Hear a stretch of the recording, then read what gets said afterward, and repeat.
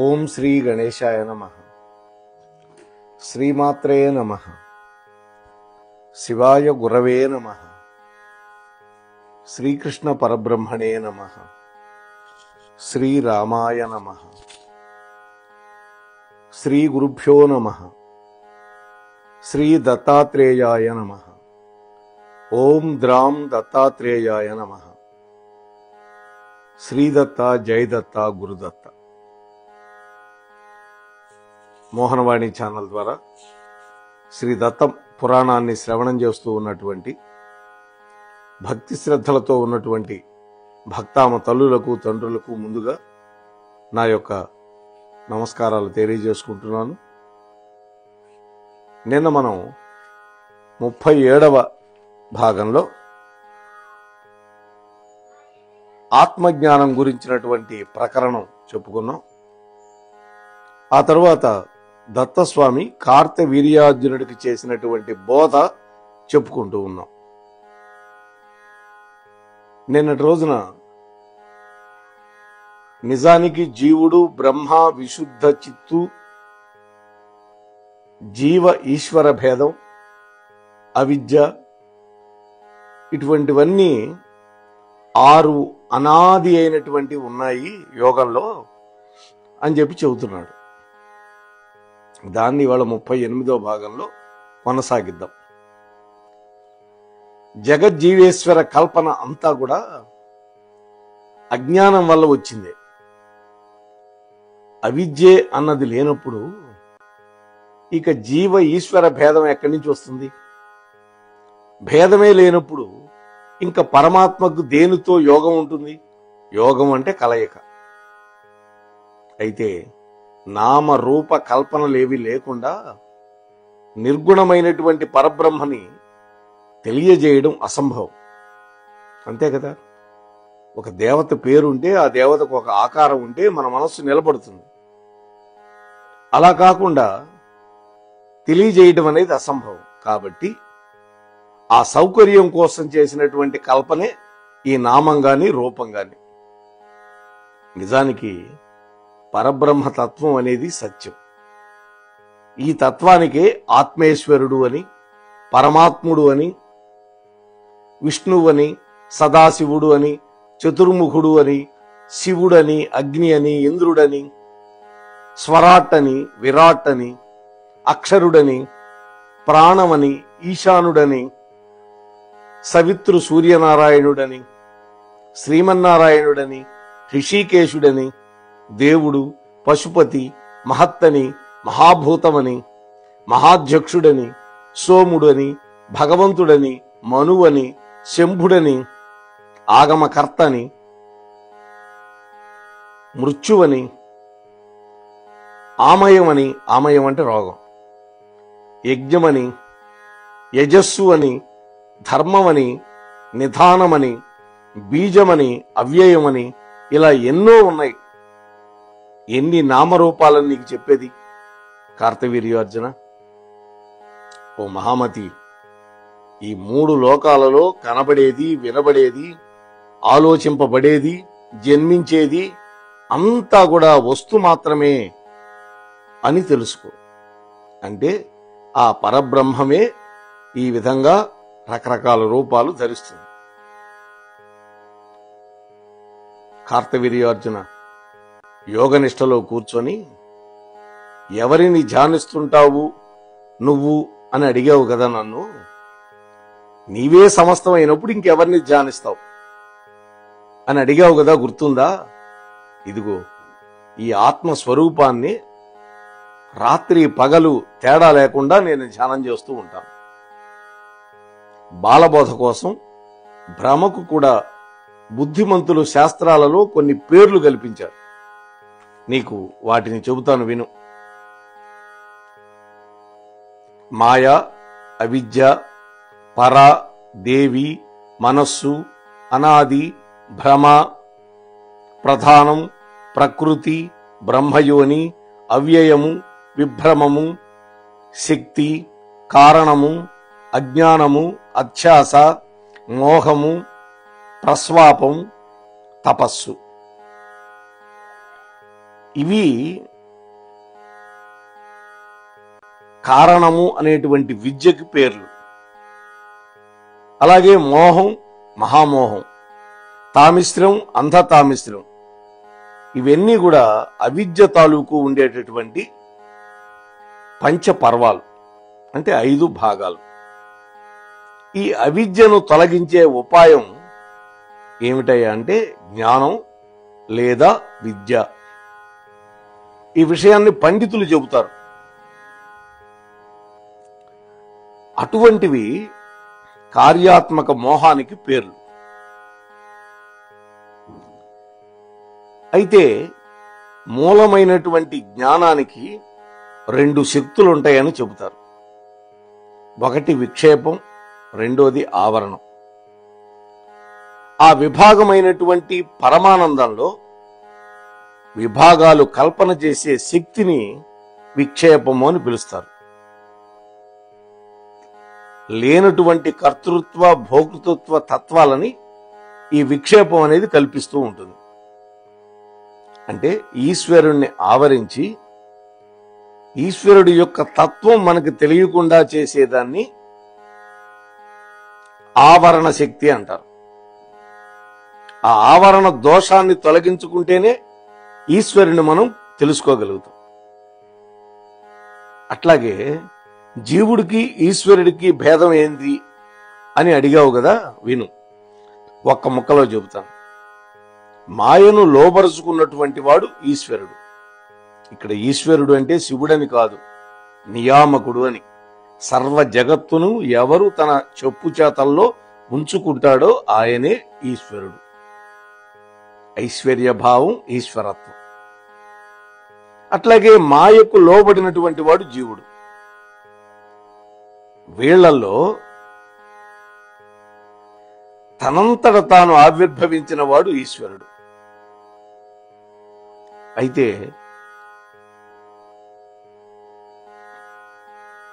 ఒక తల్లి గర్భంలో నుంచి పుట్టి ఉన్నాడే ఆ జీవుడు దుఃఖభాజనుడు. అంటే జ్ఞానంతో కలిసి ఈశ్వరుడు సచ్చిదానంద స్వరూపుడుగా ఉంటున్నాడు. అవిద్యావంతుడైనటువంటి జీవుడు దుఃఖాలలో కూలుకుపోతున్నాడు. పరబ్రహ్మమే మాయ వల్ల ఈ జగత్తుగా, జీవుడుగా, ఈశ్వరుడుగా ఈ మూడింటిగా భాషిస్తూ ఉన్నాడు. మాయను అదుపులో పెట్టుకొని ఆ మాయను పోగొట్టుకోవటం కోసం వేదం సృష్టి అనేటువంటి ప్రళయ కల్పన చేసింది. మూఢులు దాన్నే సత్యమని నమ్ముతూ ఉన్నారు. వీళ్ల యొక్క జ్ఞానాన్ని, మూఢత్వాన్ని తొలగించేటటువంటి విధానం ఏంటో విను చెబుతాను. ఆత్మ పదార్థం ఒక్కటే. ఆ ఆత్మ నానా రూపాలతో ఒక జగత్తుగా మోహరహితుడికి కనిపిస్తూ ఉంటుంది. అంటే మోహరహితుడికి కాదు, మోహంలోకి వెళ్ళిన వాడికి కనిపిస్తుంది. అంటే మోహానికి లోనైన వాడికి కనిపిస్తుంది. అయితే జ్ఞానికి మాత్రం అట్లా కనపడదు. ఎట్లా? ఉదాహరణకి నిద్రపోతే కల వస్తుంది. అలాంటిదే ఈ జగత్తు యొక్క దర్శనం కూడా. స్వప్నంలో కోరికినటువంటి కోరికలు మెళకు రాగానే మనకు తీరతాయా? అలాగే నానా విషయ గోచరమైనటువంటి ఈ జగత్తు నిజానికి అసత్తు అయినటువంటి సత్తుగా భాషిస్తూ ఉంటుంది. మరి దీని తత్వం తెలుసుకోవటం ఎట్లాగా అంటావా? చెబుతాను విను. ఏ వస్తువు పట్ల ఎవరికి మోహం కలుగుతుందో ఆ మోహం వల్ల అన్యథా జ్ఞానం కలుగుతుందో అటువంటి మోహాన్ని తొలగిస్తే తప్ప వాడికి నిజమైన తత్వం బోధపడదు. అంతే కదా? మరి శుక్తి రజత భ్రాంతి అనేది ఒకటి ఉన్నది. రజత వివేకం వల్ల భ్రాంతిని గనక తొలగించుకుంటే ఆ శుక్తి శుక్తిగానే మిగిలిపోతుంది. అట్లాగే స్థాణు చోర భ్రాంతి, రజ్జు సర్పభ్రాంతి, మొదలైనవి కూడా ఉన్నాయి ఉపనిషత్ వాక్యాలు. ఈ చోరజ్ఞానం, సర్పజ్ఞానం, వీటిలో భ్రమలు గనక తొలగిపోతే అసలు వస్తువులు కనపడతాయి. ఇప్పుడు చీకటి, ఒక తాడును చూసి పాము అనుకున్నావు, లైట్ వేసావు, ఓస్ ఇది తాడురా పాము కాదని జ్ఞానం వస్తుంది. ఇక్కడ లైట్ వేయడం అంటే ఏంటి? జ్ఞానం. ఈ విధంగా భ్రమలు తొలగటానికి, వస్తువులు సిద్ధించడానికి సాధనం ఏమిటయ్యా అంటే యాగ యోగాధికం. యజ్ఞాలు, యాగాలు, యోగం. ఇంతకంటే ఆక్షేపించవలసింది ఏమీ లేదయ్యా రాజా. ఈ జగత్తు ఇది వరకు పుట్టలేదు, ఇప్పుడు పుట్టడం లేదు, ఇక ముందు కూడా పుట్టదు. మరి దీని ఉనికికి సంబంధించినటువంటి భావమంతా కేవలం ఆభాసేగా. ఇది మాయా మనోమయమైనటువంటిది, అంటే మనస్సు చేత కల్పితం జరిగింది. ఇదంతా భ్రమాన్ని తెలుసుకున్నటువంటి వాడికి ఇంకా ఏ సందేహం కూడా వాడి మనస్సులో పొడసోపదు. అట్లాగే ఈ జగత్తు పట్ల భ్రాంతిని గనక తొలగించుకుంటే ఇంకా ఎటువంటి సందేహాలు కూడా పుట్టవు. ఈ జగత్తే సత్యం అంటున్నటువంటి వాళ్ళు కొంతమంది ఉన్నారు. మరి దాని సంగతి ఏమిటి అన్నట్లయితే అది కూడా చెబుతాను విను. తెలుసుకో, ఆ మాటను నువ్వు గనక విశ్వసించినట్లయితే నీ చిత్త విశుద్ధికి కర్మలు చేయి. అంటే నిత్యకర్మలు, సంధ్యావందనం, ఇవన్నీ నిత్యకర్మలు. నిషిద్ధాలైనటువంటి కామ్యకర్మలని, కుటిల కర్మలను వదిలిపెట్టు. ఈ కర్మఫలాలన్నింటినీ ఈశ్వరార్పణం చేయి. మనస్సును భక్తితో భగవంతుడి పట్ల తన్మయం కలిగేటట్టుగా చేయి. ప్రేమతోటి ఈశ్వరుని భజించు. భజించటం అంటే పూజించటం. అప్పుడు నీకు ఆత్మ విశుద్ధి కలుగుతుంది. విశుద్ధాత్మ మనకేం చెబుతుంది? ఈ జగత్తంతా భ్రాంతిజన్యమని, అనిత్యమని, నాశనమైపోయేదని, కేవలం మృషా కల్పితమని గ్రహిస్తుంది. అప్పుడు విరక్తి పుడుతుంది. అప్పుడేమవుతుంది? బ్రహ్మలోకం దగ్గర నుంచి సమస్తమైనటువంటి సృష్టి నశ్వరమని, అమంగళమని గ్రహించినవాడు అవుతాడు సాధకుడు. అప్పుడు నిర్మలుడు అవుతాడు. బ్రహ్మజ్ఞానం పొందడానికి అధికారం సంపాదిస్తాడు. దేవుడి పట్ల, గురువు పట్ల అత్యంత భక్తి కలిగినటువంటి మహాత్ముడికే నేను చెబుతున్న ఈ మహా విషయాలన్నీ అర్థమవుతాయి. మనస్సు నుండి ఈ దృశ్యమయ ప్రపంచాన్ని తొలగించటం ఒక్కటే నిర్వాణ నిర్యతి అన్నారు. అంటే మోక్షాన్ని పొందటానికి మార్గం. అదే ముక్తి రూప ఆనందం. దీనికంతటికి గురువు యొక్క అనుగ్రహం కావాలి. అది ఉన్నప్పుడే సత్యాసత్య వివేకం, ఆత్మానాత్మ విచారణ వాడిలో కొనసాగుతుంది. ఈ విచారణ వల్ల పరతత్వం అనేది ప్రకాశమానమవుతుంది. ఓ కార్తవీర్య మహారాజా, నువ్వు యోగ యాగాది సత్కర్మలన్నీ నాకు అర్పించి చేశావు. నేను సంతోషపడ్డాను. అందుకని ఈ చర్య, ఈ విచారణ ఈ విధంగా ఆరంభమైంది. దీనితో నీ భ్రమాదృష్టి తొలగి నీ మనస్సు నిర్మలమైందని నేను అనుకుంటున్నాను. నీలో గొప్ప వైరాగ్యం కూడా కలిగింది. ఇక ఇప్పుడు నీకు పరబ్రహ్మ తత్వాన్ని ప్రత్యేకంగా బోధించడం కేవలం వృధాగా ఆయాసపడటం మాత్రమే అవుతుంది.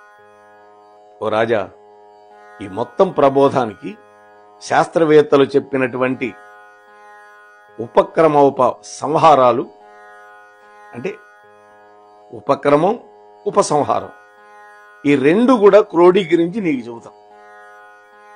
పరమాత్మ ఒక్కడే వస్తుమాత్రుడు. ఆయన చిదాత్మకుడు. అతడే సత్యం, నిత్యం. అనాద్య విద్య వల్ల అతడిలో జీవేశ్వర విభాగం అనేది ప్రకాశిస్తుంది. భ్రమ, మోహం, మాయ, ప్రధానం, ప్రకృతి, అజ్ఞాన శక్తి, అవ్యక్తం, గుణసామ్యం అనేటువంటి భ్రాంతి వల్ల జగత్తు పట్ల ఒక ఆభాస కలుగుతుంది. అంటే జగత్తు నిత్యము, సత్యము అనేటువంటి ఒక భ్రాంతి ఏర్పడుతుంది. అయితే జీవేశ్వర విభాగానికి కూడా ఇదే కారణం అవుతూ ఉంటుంది. పరమాత్మ సదానంద లక్షణుడు, పరమపురుషుడు.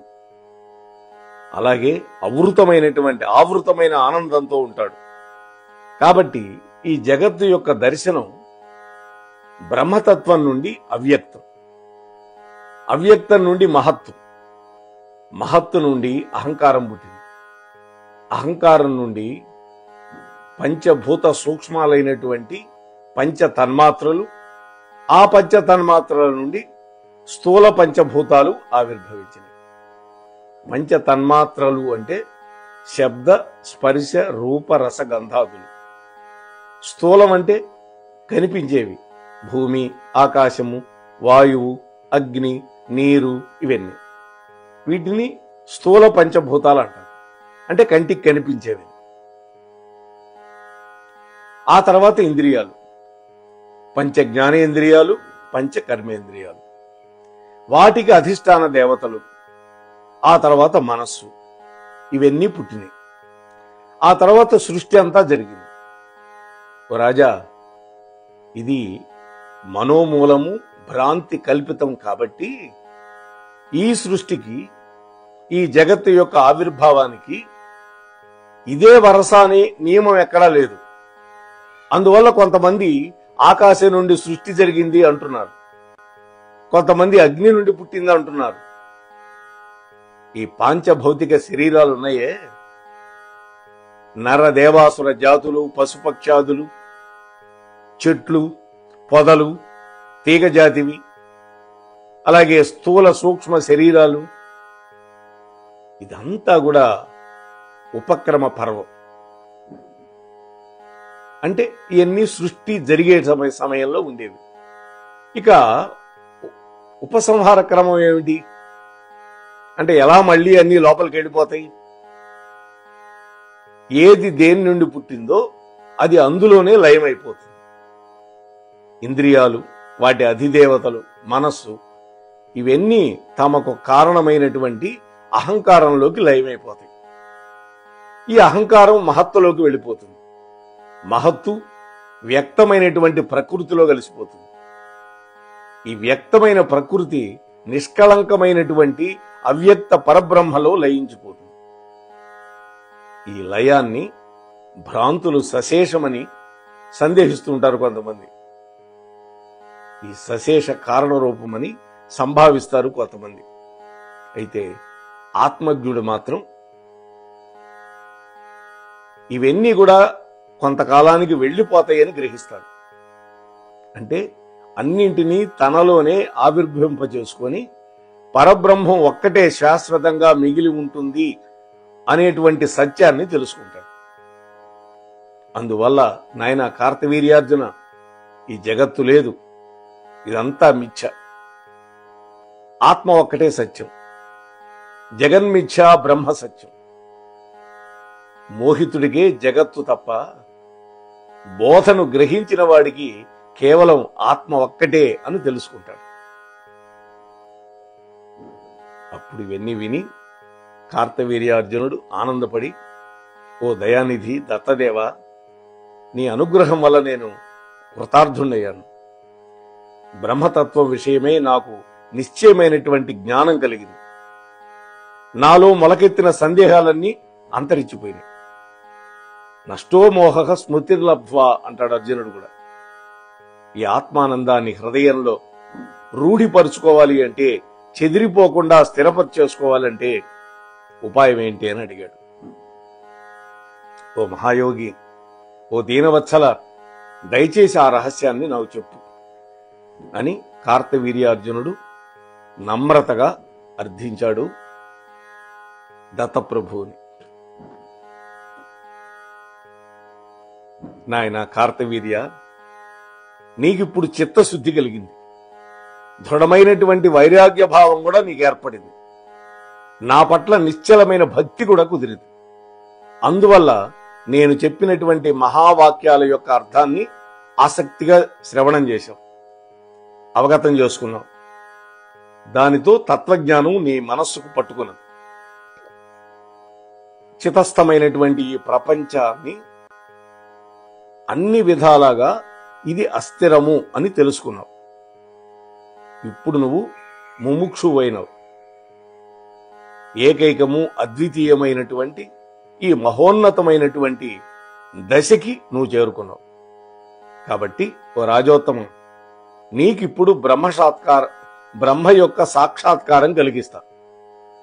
దానికి కావలసినటువంటి సాధన సంపత్తిని నీకు వివరిస్తా. నాయందే మనస్సును పెట్టి శ్రవణం చెయ్యి అని అద్భుతంగా చెబుతున్నాడు. మరి ఆ మహోన్నతమైనటువంటి బ్రహ్మ సాక్షాత్కారం ఎలా కలిగించాడు దత్తప్రభు కార్తవీర్యార్జునుడికి అనే విషయం మనకు తెలియాలి అంటే 23.5 గంటలు మనం వేచి ఉండాల్సిందే. అంతవరకు దత్తనామాన్ని ఆశ్రయిద్దాం. ఈ దత్త పురాణాన్ని 10 మందికి పంచుదాం.